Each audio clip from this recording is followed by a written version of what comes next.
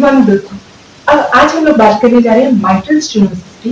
और अगर इसमें लॉन्ग क्वेश्चन आता है तो हमें किन किन हेडिंग में लिखना रहता है?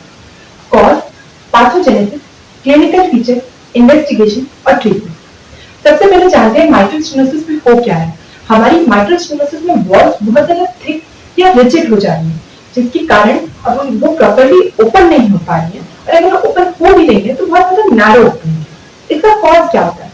मोस्टली केसेस में इसका कॉज होता है रोमैटिक हार्ट डिजीज, और सेकंड मोस्ट मेजर कॉज होता है कि विद एज क्या होता है, हमारी वैल्व कैल्सिफाई होने लगती है, जिसके कारण जो है अब उनकी ओपनिंग रेस्ट्रिक्ट हो जाती है।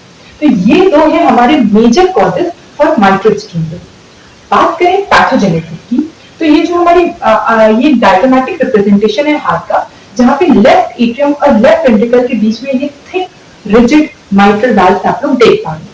अब नॉर्मली क्या होता है कि माइट्रल वैल्व की ओपनिंग होती है अप्रोक्सीमेटली 5 सेंटीमीटर पर स्क्वायर इन डायस्टोल। इनिशियली धीरे धीरे ये थिक और रिजिड होने लगती है, तो क्या होता है, इनका एरिया, ओपनिंग का एरिया कम होने लगता है। 5 से 4 हुआ, 4 से 3 हुआ, तब तक कोई सिम्टम्स नहीं आते। लेकिन जब इसकी ओपनिंग लेस देन 2 सेंटीमीटर पर स्क्वायर हो जाती है, तब हमारे सिम्टम्स अपीयर करना शुरू हो जाते हैं। क्यों? क्योंकि अब जो है लेफ्ट एट्रियम को ज्यादा मेहनत करनी पड़ती है लेफ्ट वेंट्रिकल में ब्लड पहुंचाने के लिए, जिसके कारण क्या होगा, यहाँ प्रेशर बढ़ता चला जा रहा है। तो लेफ्ट एट्रियल हाइपरट्रॉफी होगा और लेफ्ट एट्रियल डायलेटेशन होगा। अब यहाँ पे ब्लड एक्यूमुलेट होते जा रहा है, क्योंकि अब इसको ज्यादा प्रेशर डालना पड़ रहा है। अब तो ये प्रेशर जो है पीछे बैक साइड में जाएगा, और कहाँ पे जाएगा, लंग्स में। और लंग्स में प्रेशर इंक्रीज होने के कारण डेवलप होगा पल्मोनरी एडिमा। अब जब लंग के लेवल पे पल्मोनरी एडिमा डेवलप होता है, तो क्या होगा, ऑक्सीजन सैचुरेशन डिक्रीज होगा। उसके रिस्पॉन्स में हमारी बॉडी क्या करती है, वेसोकॉन्स्ट्रिक्शन, और उस वेसोकॉन्स्ट्रिक्शन के कारण डेवलप होगा पल्मोनरी आर्टरी हाइपरटेंशन। अब इस पल्मोनरी आर्टरी हाइपरटेंशन के कारण क्या होगा, अब बेचारे हमारे राइट वेंट्रिकल को भी ज्यादा मेहनत करनी पड़ेगी ब्लड को पंप करने के लिए, जिसके कारण डेवलप होगा right ventricular hypertrophy. Right ventricular hypertrophy develop होगी, तो अब जो है हमारी राइट एट्रियम को भी जो है मेहनत करनी पड़ेगी।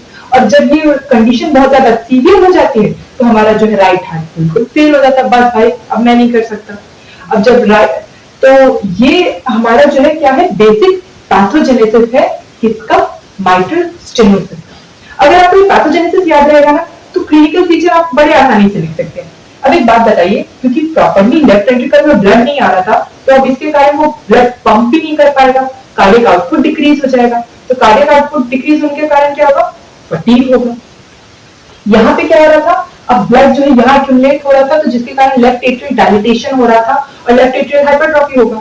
अब लेफ्ट एट्रियल डायलिटेशन के कारण क्या होगा, जो ऐसे नोड से जो हमारी करंट्स आ रही थी, इलेक्ट्रिकल करंट, वो प्रॉपर्ली कंडक्ट नहीं हो पाएंगी, और जिसके कारण क्या डेवलप होगा, एट्रियल फिब्रिलेशन।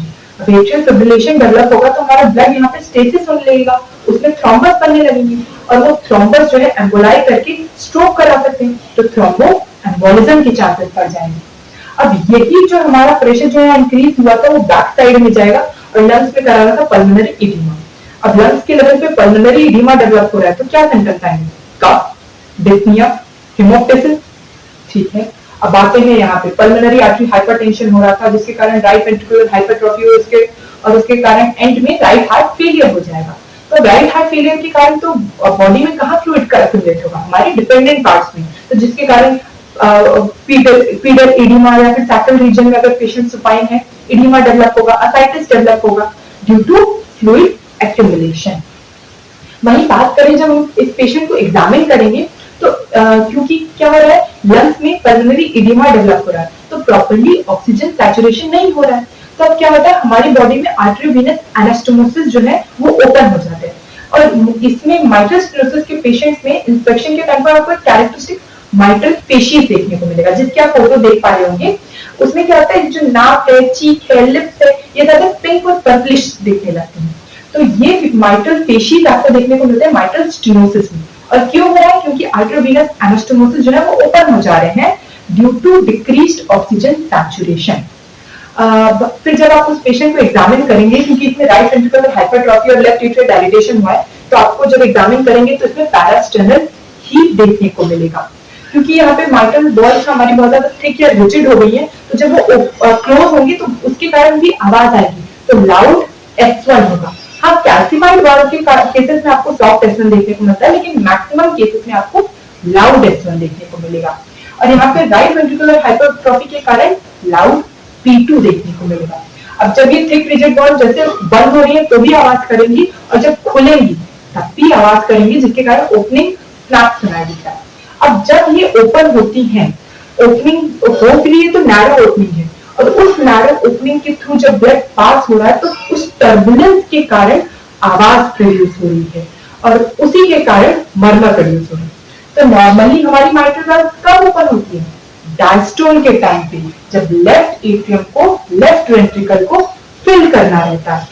इसीलिए जब वो उस टाइम पे ओपन होंगी, उस नैरो ओपनिंग के थ्रू ब्लड पास होगा और टर्बुलेंस के कारण मर्मर प्रोड्यूस होगा। इसीलिए माइट्रल स्टेनोसिस में हमें देखने को मिलता है मिड डायस्टोलिक मर्मर।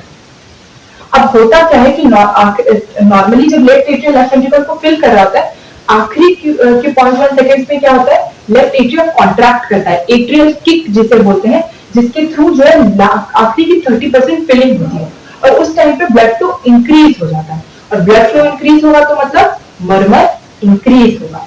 इसीलिए माइट्रल स्टेनोसिस में हमें देखने को मिलता है mid diastolic murmur with pre systolic एसेचुएशन।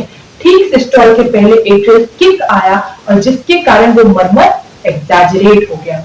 ये मर्मर ही एक ऐसी चीज है जो समझने लायक है आपको, बाकी सब आप अगर आपने पैथोजेनेसिस समझा है ना तो आप खुद से लिख सकते हैं। तो ये बात हो गई हमारे क्लिनिकल फीचर्स की। अब हम लोग बात करें अगर इन्वेस्टिगेशन की, तो इन्वेस्टिगेशन में अब हार्ट का पेशेंट आ रहा है, क्या कराओगे आप?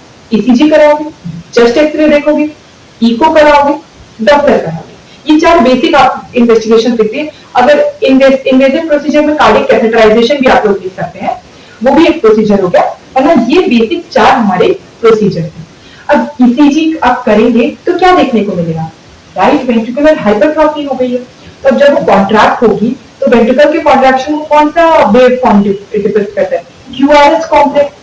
तो V1 और V2 लीड जो कि राइट वेंट्रिकल को मॉनिटर कर रही होती है, उसमें आपको आर वेव्स का एम्पलीट्यूड इंक्रीज मिलेगा। लेफ्ट एट्रियल डायलेटेशन के कारण आपको जो है क्या होगा, कंडक्शन में ज्यादा टाइम देखने को मिलेगा। तो एट्रियम में जो एट्रियल के कॉन्ट्रैक्शन को कौन डिपिक्ट करता है? हमारी पी वेव। तो आपको पी माइट्रियल देखने को मिलेगा, और जो है pseudo P pulmonary due to pulmonary artery hypertension. तो ये सारे जो है आपको ईसीजी चीजें देखने को मिलेंगे, स्पेसिफिकली माइट्रल स्टेनोसिस। बात करें एक्सरे, तो एक्सरे में क्या देखने को मिलेगा? मेन क्या है, लेफ्ट एट्रिया डायलेट हो गया है, तो लेफ्ट एट्रियल डायलेटेशन के कारण डबल एट्रियल शैडो देखने को मिलेगा, straightening of left heart border देखने को मिलेगा। बात करें इको की, तो इको में हमें ये जो माइट्रल वाल्व की कस्ट है वो बहुत ज्यादा थिक, रिजिड और इमोबाइल देखने को मिलेगी। डॉपलर में हमें फ्लो रिड्यूस्ड देखने को मिलेगा। तो एक बार आपको ये कॉन्सेप्ट समझ आ गया ना, तो इसके अंदर का आप खुद ही लिख सकते हैं। बात करें ट्रीटमेंट की, जितने भी माइट्रल वाल्व की डिजीज है, कुछ नहीं याद आ रहा है, एक ट्रीटमेंट लिखना है, वाल्व रिप्लेसमेंट। वाल्व खराब हो गई भाई, वाल्व रिप्लेस कर दो। नेक्स्ट और क्या करना है कि भाई हम लोगों ने डिस्कस किया था ना कि इसमें एट्रियल फिब्रिलेशन के कारण थ्रोम्बस डेवलप होने का बहुत ज्यादा चांसेस है। अब थ्रोम्बस डेवलप हो रहा है तो क्या ट्रीटमेंट करोगे आप? थ्रोम्बस डेवलप हो रहा है, थ्रोम्बस को डिसॉल्व करने के लिए एंटीकोगुलेंट स्टार्ट करेंगे। एंटीकोगुलेंट स्टार्ट करने के बाद जब थ्रोम्बस डिसॉल्व हो गया, उसके अलावा आप कर सकते हैं माइट्रल बैलून वैल्वुलोप्लास्टी। एक बैलून, एक आपने स्टेंट डाला, उस बैलून को फुला दिया, तो अब जो है ओपनिंग जो है इंक्रीज हो जाएगी जो हमारी माइट्रल वाल्व की। लेकिन हाँ, इसकी जो है कुछ इंडिकेशन आपको याद रखने रहेंगे। अब कैसे याद रखेंगे? अब एक बात बताइए, आपने बैलून ऐसे फुलाया है, ज्यादा फुला दिया, तो इसके कारण क्या हो गया, ये वाल्व के बीच में गैप आ गया। अब वाल्व के बीच में गैप आ गए तो प्रॉपर्ली वो क्लोज नहीं हो पा रही। ओपन तो बढ़िया हो रहा है लेकिन अब क्लोज नहीं हो पा रही, तो क्या डेवलप हो सकता है? Mitral regurgitation. तो अगर इसका one of the side effect हो सकता है आपका माइट्रल रीगर्जिटेशन। तो एक ऐसा पेशेंट जिसमें mitral stenosis with mitral regurgitation है, तो उसमें आप ये करेंगे क्या? बिल्कुल नहीं। तो ऐसे पेशेंट जो बहुत ज्यादा सिम्टोमैटिक है, उनमें सिर्फ माइट्रल स्टेनोसिस है, तभी आप ये प्रोसीजर करेंगे। और हाँ, अगर किसी को जनरली रूमेटिक हार्ट डिजीज के पेशेंट्स में करते हैं, अगर किसी की वाल्व कैल्सिफाइड है, उसके कारण माइट्रल स्टेनोसिस डेवलप हुआ तभी करते हैं। क्योंकि अब मान लीजिए कैल्सिफाइड वॉल में ऐसे बैलून वैल्वुलोप्लास्टी करने जा रहे हैं तो कैल्सिफाइड वॉल क्या हो जाएगी, टूट जाएगी, एकदम चकनाचूर हो जाएगी, जैसे ही आप वो बैलून वैल्वुलोप्लास्टी करने लगे। तो उनमें भी ये कॉन्ट्रा इंडिकेटेड होता है। और एक चीज मैंने बताया था कि यहाँ पे थ्रोम्बस या एम्बोलाई बनता है। अगर मान लीजिए आपने थ्रोम्बस और एम्बोलाई को डिसॉल्व किए बिना ही माइट्रल बैलून वैल्वुलोप्लास्टी कर दिया, तो अब क्या हो गया, थ्रोम्बस है ही, आपने इसकी ओपनिंग बढ़ा दी, तो उस एम्बोलाई को मूव करने का बहुत अच्छा स्पेस मिल गया, वो बढ़िया चला जाएगा लेफ्ट वेंट्रिकल के थ्रू दिमाग में और स्ट्रोक को कॉज करा देगा। तो इसीलिए सबसे पहले जो है एट्रियल फिब्रिलेशन को ठीक करके यहाँ पे जितना भी थ्रोम्बस वगैरह है उसको डिसॉल्व करना इंपॉर्टेंट है। तो ये सारे इंपॉर्टेंट इंडिकेशंस हो गए आपके माइट्रल बैलून वैल्वुलोप्लास्टी के। तो ये बेसिक था कि अगर माइट्रल स्टेनोसिस का लॉन्ग क्वेश्चन आ रहा है तो उसमें आपको क्या क्या लिखना है और किस किस हेडिंग्स में लिखना है। जो भी टेबल्स वगैरह मैंने इस्तेमाल किए हैं वो सारे डेबिट्सन के हैं। तो थैंक यू सो मच।